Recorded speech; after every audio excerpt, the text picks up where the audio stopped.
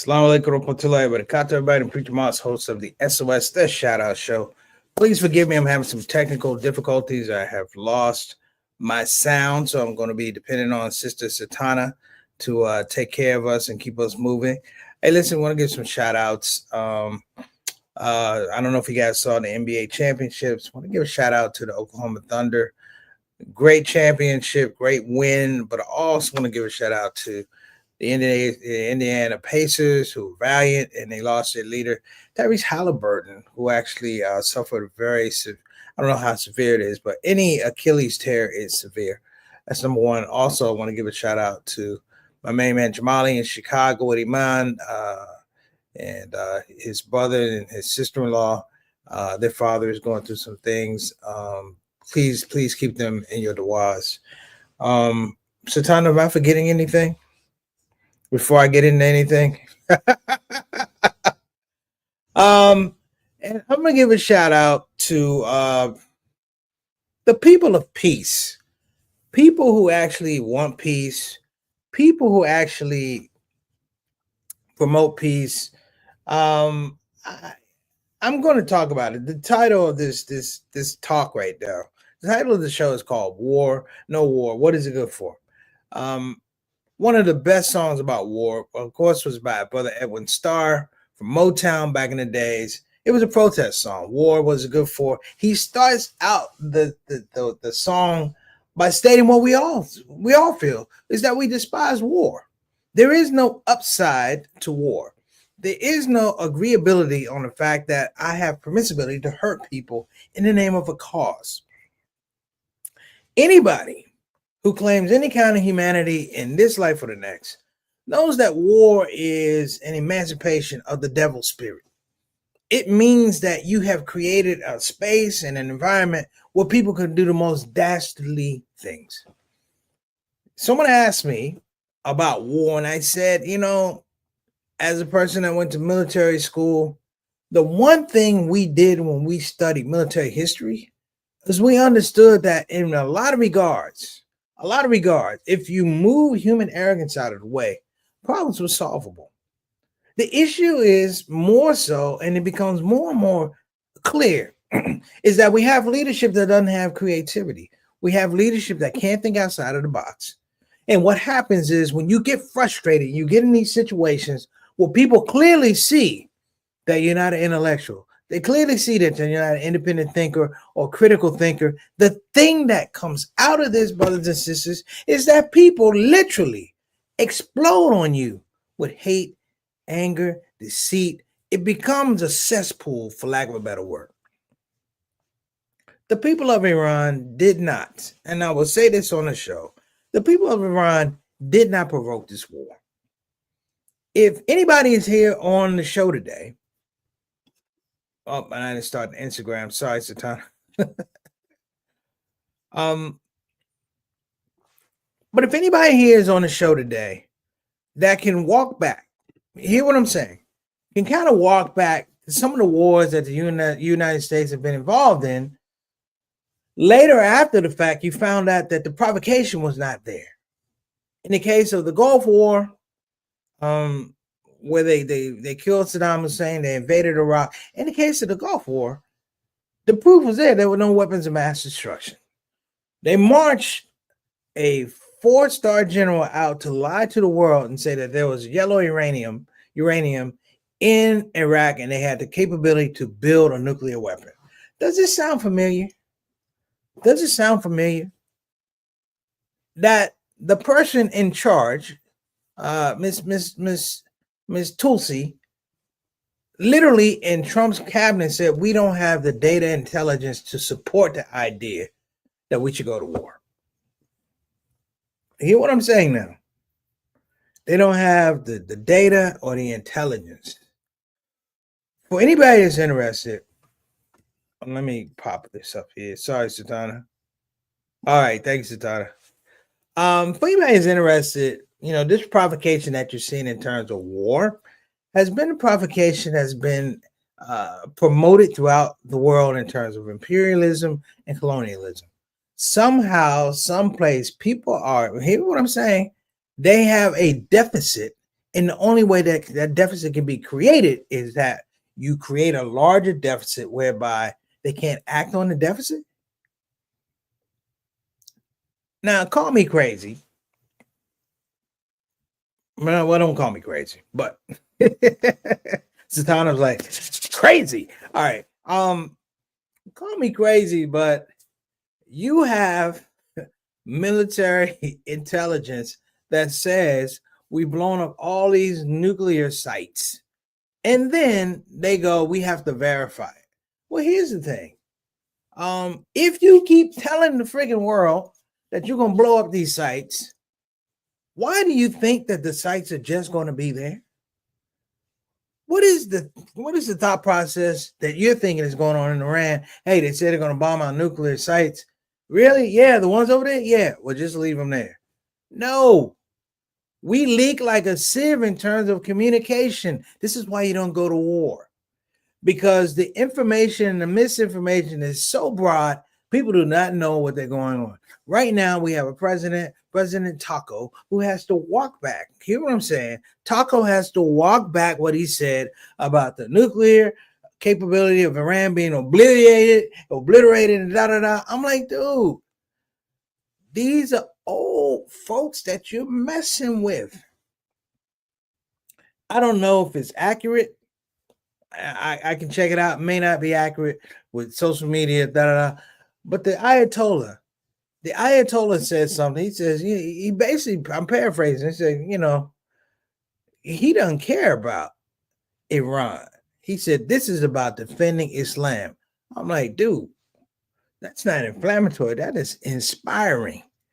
While we sit here and talk and we keep verbally going back and forth, for whatever jocularity is there, we keep going back and forth. But you know what the thing is? Little by little, rights are being taken.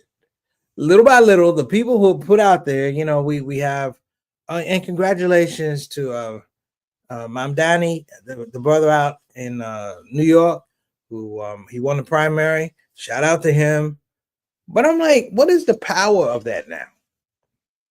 What is the power of that? I have this sickening feeling that Muslims will get into places that have not gotten into, these places of power, only to find out that at that level they're powerless, that they have less power. And now, not only do you have less power, but you're on full display for everybody who rooted for you, that you don't have the wherewithal. You don't have the capacity to build, to create things. We went through it with Obama for 8 years.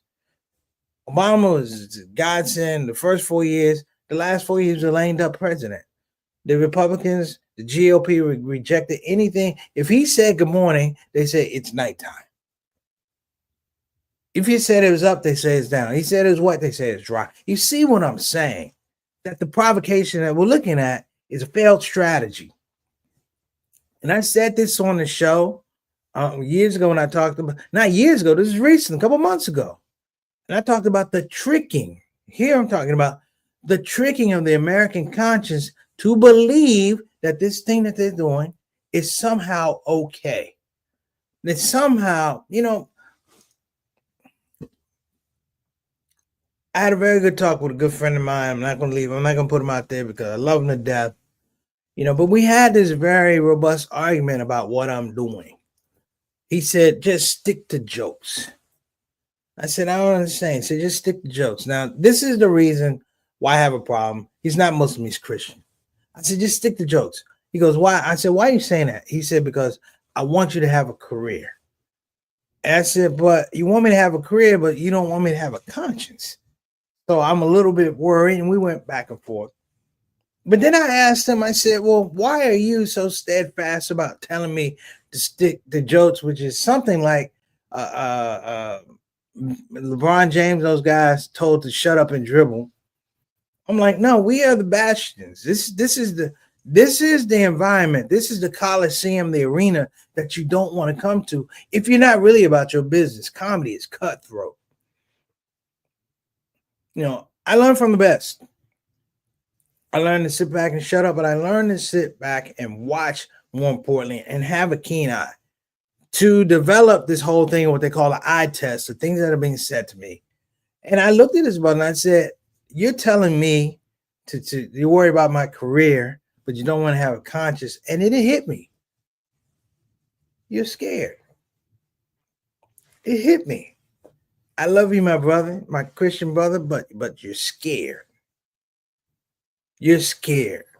Because this example that's happening over here and breaking out all over the country, particularly with the youth, is that we know, or they know what's going on, and the old heads and the young heads have the danger, the potential to get together in the room and come up with a strategy. Come up with a strategy that it doesn't include some aspects of old time religion. It is about activism. It is about protesting. It is about strategizing. And a lot of people can't handle that.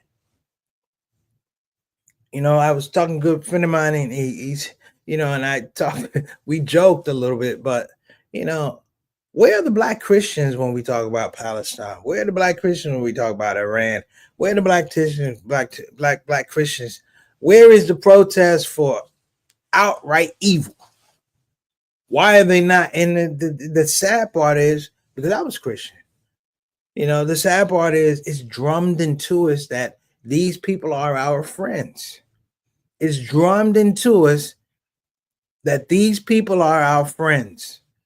People don't want to admit it, but you know, the NAACP way back in the 40s signed off. They signed off on what happened in Palestine. They signed off against Palestinians. Okay? The NAACP, the leading civic organization for African Americans at that time in the 40s, signed off for what happened and what's happening now. Even now, the NAACP is quiet, scary quiet. In the words of Edwin Starr, he said war is despicable. He despises it. But then he goes a little bit further in the song. He says, because the problem is there's no upside. That mothers lose their sons. The husbands lose, wives lose their husbands, and children lose their father. And he asked the question, what is it good for? Now, I say on the question here, you know, what is it not good for? And I'm going to take a break, Satan. I know I'm going long, but I was just trying to get it in. You know what war is not good for some folks? It's not good for accountability. It's not good for you know, people talk about not having war, but what is the other side of it? Suffering, misery. You know, it's this unequated idea that, you know, protest means that you're going to get results. It doesn't work that way. Now, look, we're going to take a quick break. We're going to come back. I apologize, but I had to run. I had to get it out of my mind. Otherwise, I was going to forget it. Satana, go ahead and start the show. We're going to come back. Appreciate you.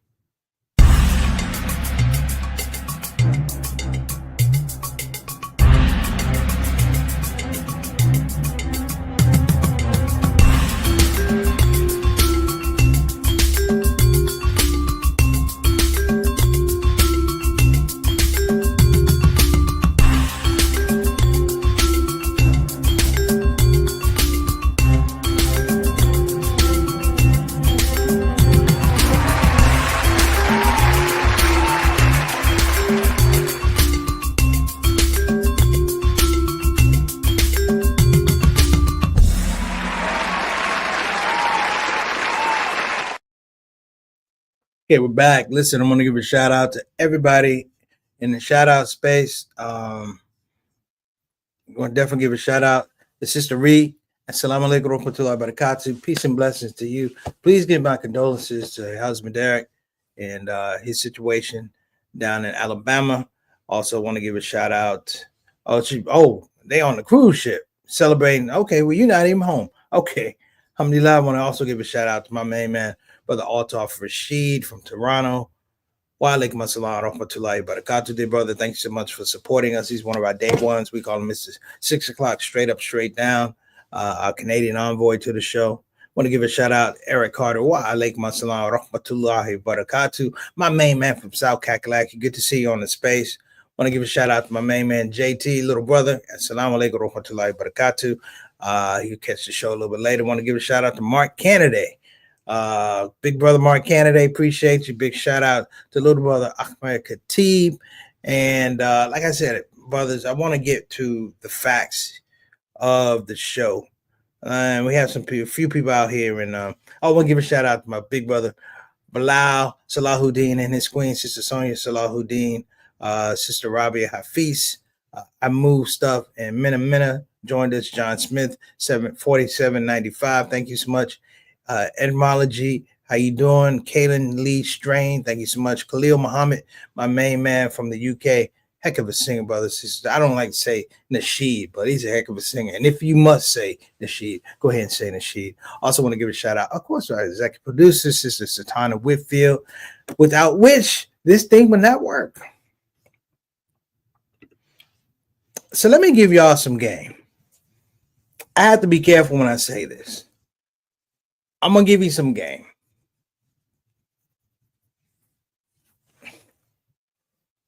When you put yourself out in a situation where you brand yourself, for lack of a word, an expert, a big dog, a knower or a visionary of other people's behaviors, when it doesn't work out, two things happen. Number one, you lose credibility. And number two, people look at you differently because now you are fallible. Now people see creaks and cracks in your armor.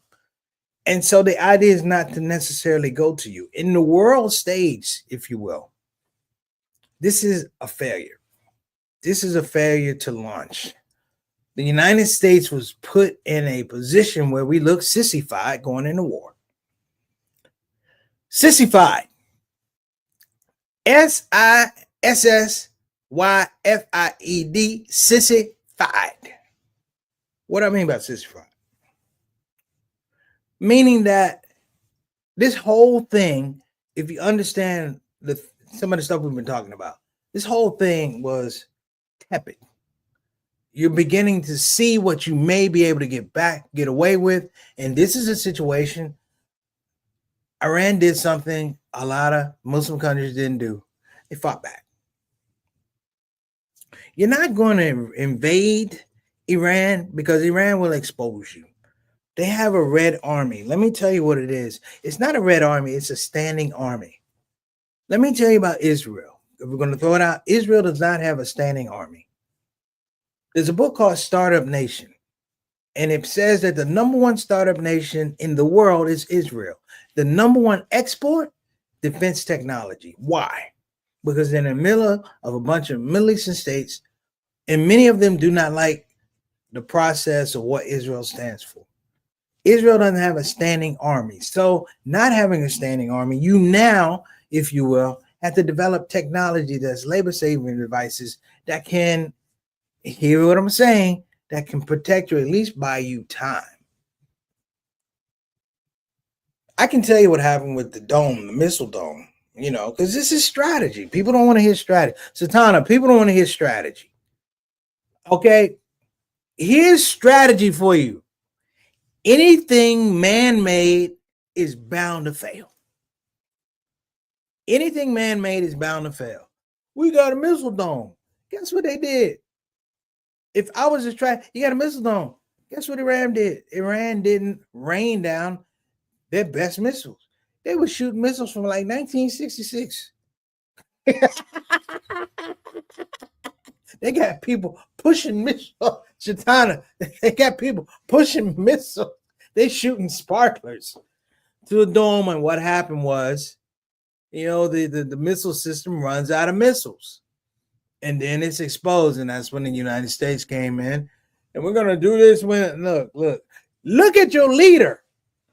You look at the person who's leading you. Does that person have credibility? Hell no.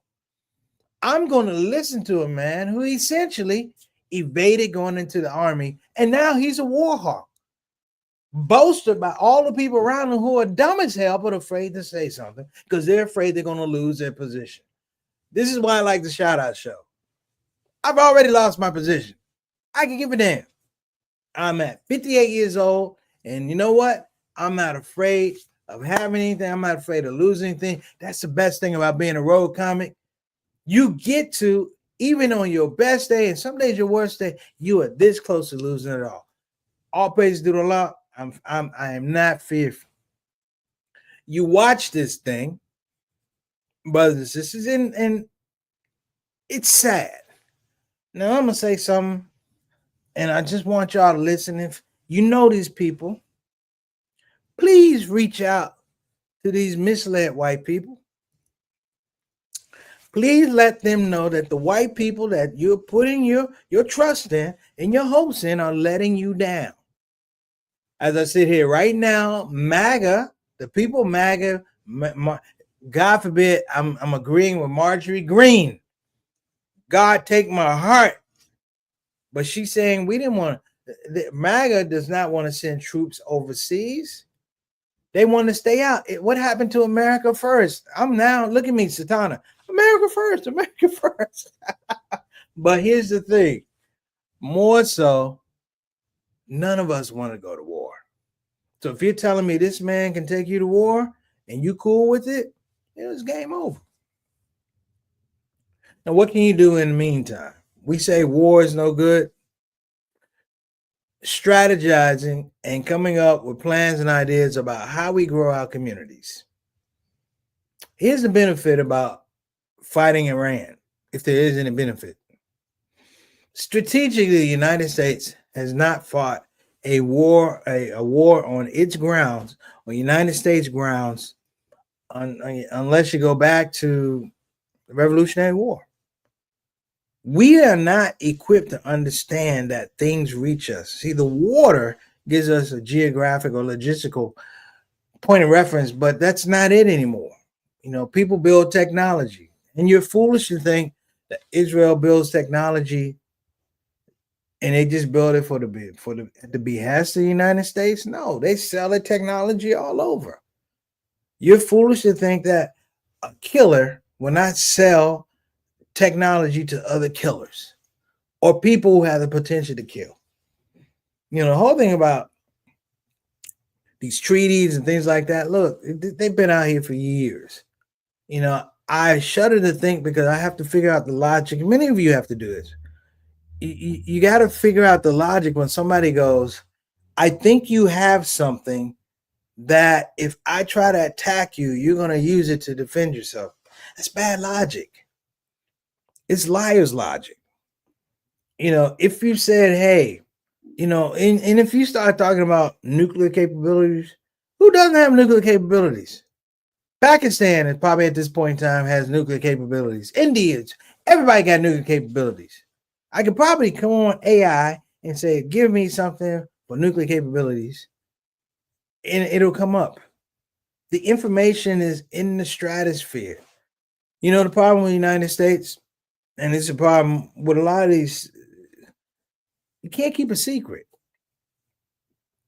You cannot keep a secret. And I'm going to tell you something. White supremacists are the worst at keeping secrets because their arrogance tells them you must speak on it in a big and grand way, even though they can't back it up. Even though when we go through deep analysis and we rewind the tape on replay, we find that we've been running to war, running to economic ruin, running to poor health care, running to bad government, running to education that's subpar, and we're being led by sissies. People who are afraid to stand in front of real men, stand in front of real women, and say, at least this is what I'm thinking on, stand on it. Stop hiding behind laws. These executive orders allow a fool to be a bigger fool. That's number one. And then number two, all of us need to start understanding time. See, this whole immigration thing with an executive order, you can do it right away. But here's the thing. It takes years to put that genie back in the bottle. This war effort will take years to put it back in the bottle in terms of U.S. diplomacy. U.S. diplomacy has no credibility. Now you're in the same boat as Israel with no credibility. You know, I throw it out here. One of the things that's really terrible when you watch Gaza is that you watch soldiers with tanks and technology and guns and bombs. You watch them leverage the fact that the people that they're attacking have nothing to defend themselves. They have nothing to defend themselves. The thing that keeps probably a little boy from getting shot is the little boy in front of him, or the mother that's in front of him. The near misses always hit somebody. And the cowardly aspect of this thing, the very cowardly aspect of this thing, is when the lights are on and people ask, what are you doing? They say Israel has a right to defend itself. No. You have to say we've declared war on these people. Why? Because you have to give them the framework, the respect, the dignity, the opportunity, and the equity to fight back. I mean, hey, I've been at this game a long time. I can make jokes at this thing, and I will make jokes moving forward because you know what? This is ridiculous. You know, and I'm going to say this. I'm going to speak for a lot of black people. I can't find 3 black people in my circle that support any kind of white leadership given to us in the United States. I'm talking about at the presidential level, the congressional level, and the senatorial level. We don't accept any of this leadership. Many of us are on the sidelines, like we're watching a really, really bad movie play out over and over. But only this time, you know, in the normal movie, we get hurt. But now we get to do our popcorn because we watch other white people get hurt. You know, hey, Satana, you know I watch Kojak? I watch Kojak on Amazon Prime. Shout out to Amazon Prime giving us Kojak for 5 seasons. This is why I watch Kojak. I watch Kojak because all the killers and the pimps and the hoes are white.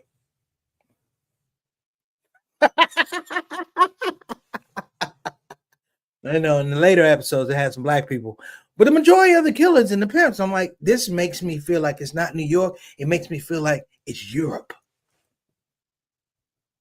And even at that spot, this theatrical, episodic utopia that Preacher Moss is watching, you know, when you cut off the TV, you know that you're in fantasy land because the killers are still the killers, brothers and sisters.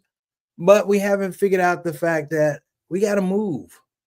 You know, if you're going to shoot at me, you're not going to get a good shot. You know, there's a there's a rule. You might get me, but guess what? I might get you. And that rule basically happened. And people need to stop thinking that American exceptionalism is going to work out. It don't work out. It's dead. American exceptionalism, it doesn't even work in America. So let me wrap this up. One thing I want to tell you is pray for those who are oppressed. Pray for those who are unjustly put in situations where they are oppressed, their lives are ruined under the auspices of democracy, because democracy is a damn scam. It don't work, okay? It doesn't work. You got a guy that wants to be a king and everybody is looking the other way like, I don't think he wants to be a king. They want to be a king. My last thought is, guess what? Islam at this point in time, as crazy as it looks, is probably the strongest it's been in a really long time. And instead of people sitting on the side watching, get in the action. We can win. Assalamu alaikum warahmatullahi wabarakatuh, everybody. Preacher Moss. I will see you later. Take care.